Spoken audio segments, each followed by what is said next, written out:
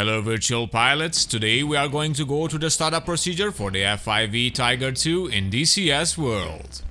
Developed by Northrop Corporation in the early 1970s, the F5's combat role encompasses air superiority, ground support, and ground attack with a friendly ease of use for different operations. And no, dear Top Gun fans, it's not a Russian classified MiG-28. You can check it out by going inverted in the video description. I got the story linked over there for you guys. Following the instructions available in the sim, we are going to go step by step in every procedure, highlighting the important switches you need to remember in order to bring this tactical light fighter to life. It's always good to know how to pause the sim and the difference between normal pause and active pause. Then I must add that we are using Track IR in order to get a perfect view for each procedure and provide tactical awareness when in the air. Also make sure you map a zoom axis, as it will be useful in the startup procedure. If you fly in VR, remember that you can recenter your look by pressing num5 on the numpad or setting in the options a button for restore initial head position. Then adjust your labels according to your needs. We have them switch off most of the time for a more immersive experience. Now first thing, we need to set the battery switch to the upper bat position. Make sure that your throttle is set to idle before doing this. Also, keep in mind that the ignition system can operate from both an external ground power supply and the onboard battery. So let's switch the battery on. Next step are the generators that provide the AC. They will be enabled when the engine RPM reaches 48% and will stop generating when the RPM is reduced to less than 43%. Now on the right vertical panel, we can see two switches marked left generator and right generator. And below on the emergency signal panel there are two warning lights, left generator and right generator as well. These light when the corresponding generator is disconnected from the power network. Let's set the generator switches to the upper position by right-clicking on them. Now we are going to set the booster pumps to the upper left and right settings. They will provide fuel to the system, including the afterburner pumps. Now be advised that the F5's engine can only be started with compressed air provided by an external ground start unit. Compressed air spins up the engine compressors, which in its turn provides air supply to the combustion chamber, creating fuel-air mixture. Now in order to connect the compressed air supply unit, we need to contact our ground crew and ask them to connect ground air supply. Chief, connect ground air supply. Copy. Ground air supply is now connected. Okay, and it seems that the fuel truck is on the move. Better that way as we are about to start up. It's important to always start the left engine first, and then the right one. The air supply is connected. Let's ask the crew to apply air.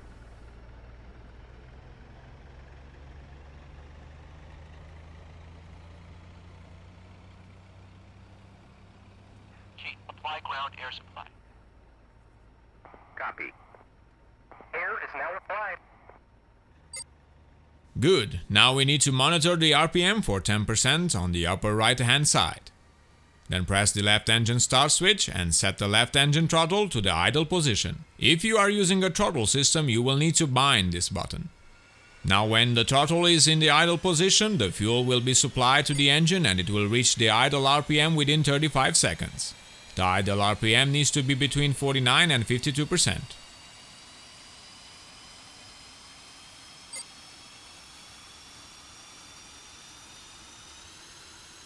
Next, check the exhaust gas temperature for no less than 140 degrees.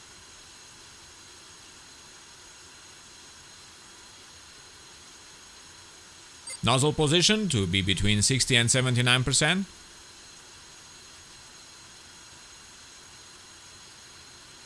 And the fuel flow around 400.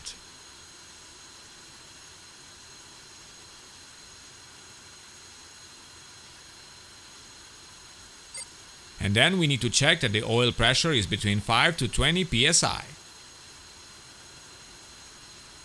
And stabilizing.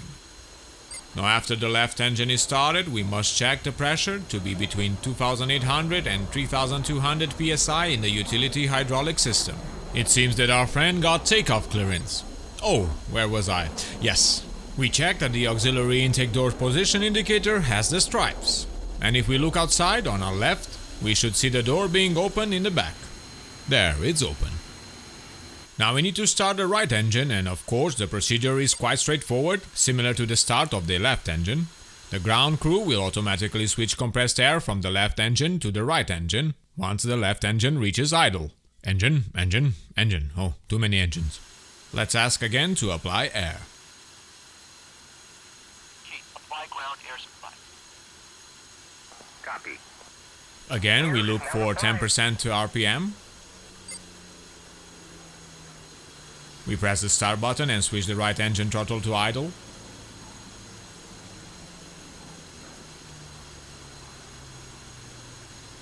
We monitor again for the idle RPM between 49 and 52%. Exhaust temperature no less than 140 degrees. Nozzle position. Fuel flow around 400. Oil pressure between 5 and 20 psi. Pressure in the booster hydraulic system between 2800 and 3200 psi. And the auxiliary intake door on the right should be open. Now that both engines are started, let's ask the crew to disconnect the air compressor unit. Chief, disconnect ground air supply. Copy. Ground air supply is now disconnected. Good. We must check that the weapon control system radar is operational by switching to standby mode with the right mouse button.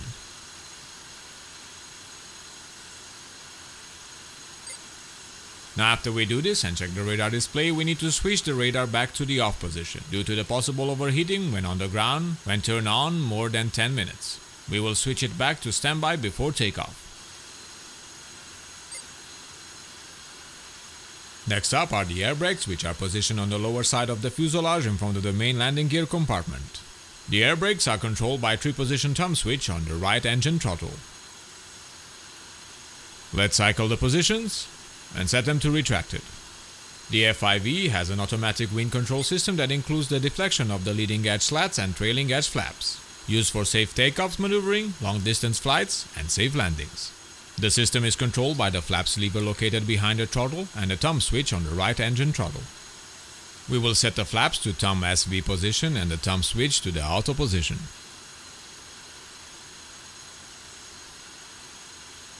Now we will notice that our wing control indicator will display full mode, meaning that our wings are in auto mode and the aircraft is stationary. After we take off and raise our gear, the control mode will change itself to auto.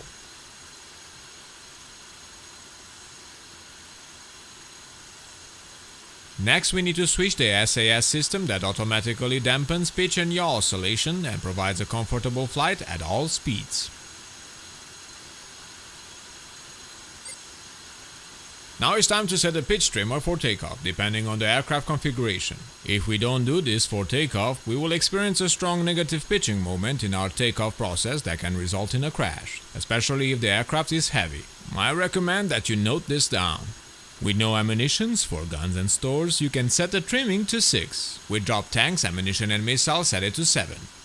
With drop tanks, ammunition, missiles plus bombs and rockets, set it to 8. And ammunition, missile, bombs, rockets and containers, set it to 9. For us today, we will set it to 6.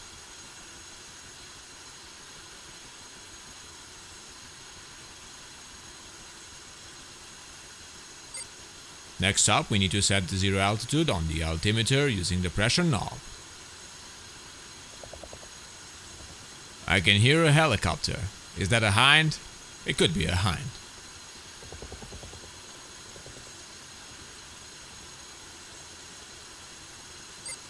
Now we need to set up both artificial horizons. We will turn the pull to cage knob with the mouse wheel and we need to set the pitch value of -3. It will come in handy when we perform our takeoff and raise our stance. You will see it later. Then we do the same -3 pitch value on the primary artificial horizon. And we are ready for taxi.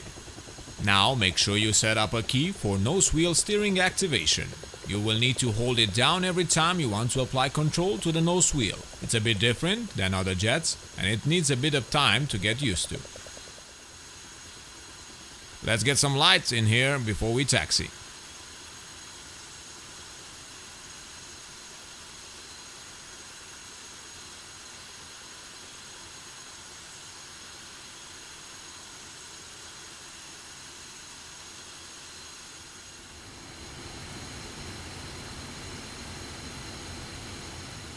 Make sure you gradually apply power and control your speed during taxi.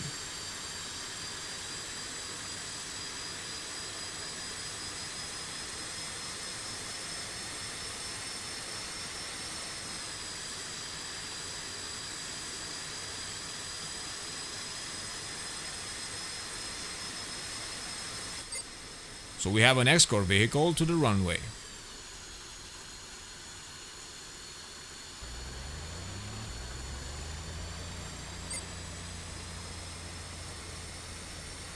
As mentioned before, we need to activate and hold the nose wheel steering mechanism. The default key is S. Around 60% RPM should be the maximum value for taxiing the F5.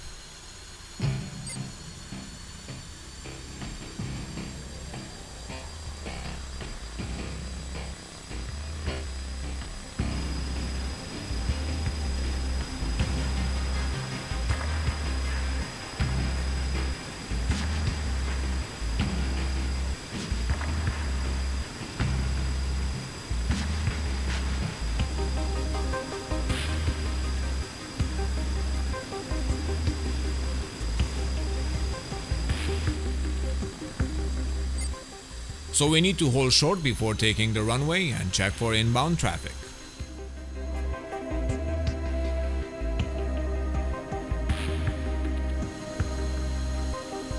Clear right and clear left.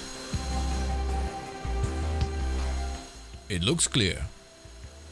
Now we wait. Okay, we have permission to enter the runway.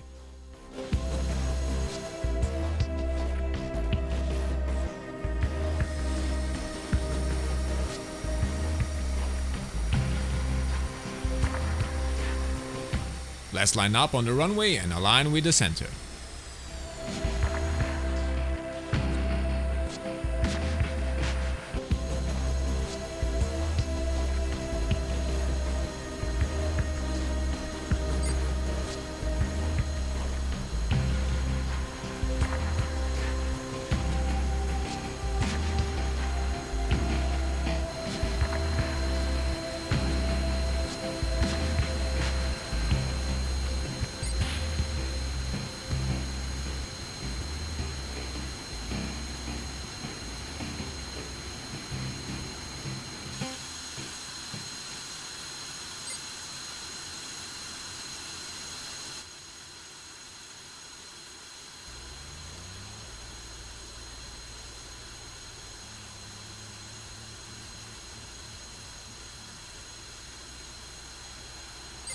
Now we need to adjust the nose strut, increasing our height with 3 degrees. Remember when we set the artificial horizon with -3 degrees?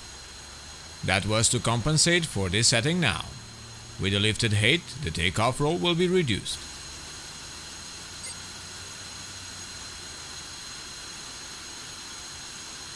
Next we need to warm up the radar, so we will set it again in standby mode.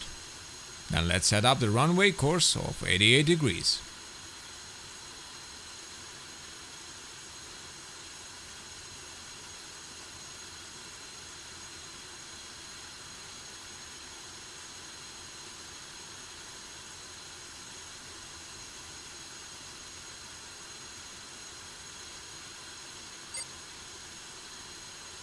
We check that the pitch values are okay in the artificial horizons. Alright, everything is good. Then we will activate the pitot heating, and if we needed the anti-ice, we won't need it today. Then let's close the canopy.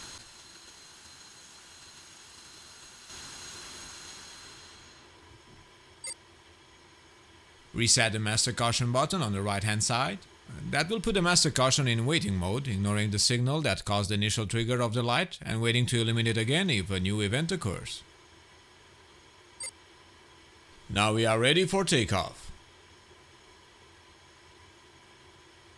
We hold both wheel brakes and we increase the engine RPM to 95%.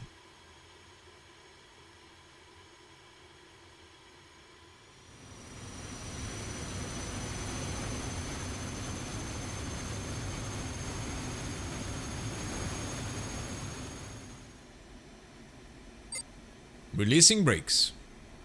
Let's try to keep the aircraft straight down the runway with the rudder pedals. Avoid pressing the nose wheel steering button. That will end up badly if you do. Once you are convinced that the aircraft is completely aligned with the runway, you can go ahead and increase the thrust all the way forward. Then we move our attention to our speed, and at 140 knots we will need to pull the stick to rotate the nose.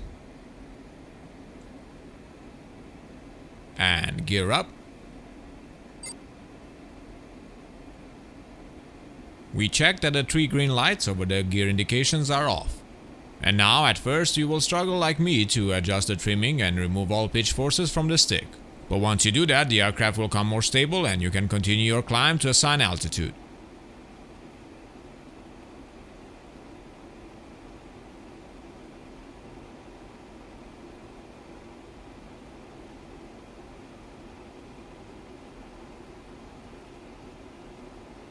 Now an important thing when your aircraft is fully fueled, the right engine tank contains 580 pounds more fuel than the left one. This causes imbalance and the aircraft flight dynamics change during the flight. We need to set the auto balance switch into the position that corresponds to the fuel tank with the least amount of fuel. In our case, the left tank.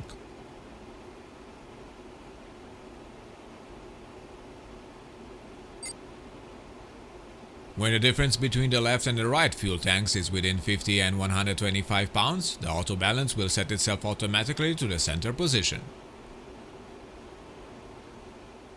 And that's it. We got to perform a full startup, we taxied and took off from the airfield, and we managed all the necessary systems. Next we will continue our tutorial series for DCS World, featuring old and new models available now and in the future. Hope you find our video helpful, and be sure to give us a like as it helps the YouTube algorithm recommend our videos to more users along the way. And subscribe to be in touch with all the latest news from your favorite simulators and games. I'm Andre Celesti, reminding you to fly safe, and I'll see you next time.